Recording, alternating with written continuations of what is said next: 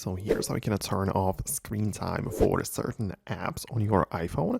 Let me get started and show you how it could work. If this is your first time on this channel, definitely subscribe for more tips and videos like this one.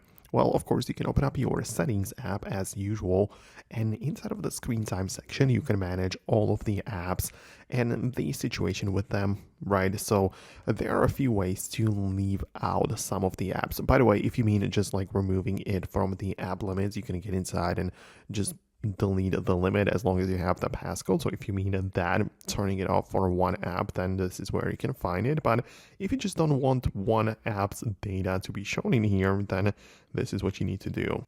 As long as it's a third-party app downloaded from the App Store, you can find it on the home screen like that. And when you hold down on it, you can see that you can tap on a Require Face ID, and then not only lock it with your Face ID, but as well hide it. So when you click on hide, then it's gonna put it away. It's gonna be locked in this hidden folder inside of the app library. But it also means that the app is not gonna show up when you search for the app in the spotlight search, or it's not going to appear in other places either, like inside of the screen time, right? The data from this application is not going to be tracked, as the app behaves as if it wasn't there to begin with. It's hidden, so it's not stored inside of the data for the screen time, right? So it really depends on your goal and what exactly you're trying to achieve with it, but that's what you can most likely do, as it's important to make sure that it doesn't show up inside of this data right there. So you can hide the apps as usual, then you can unhide it and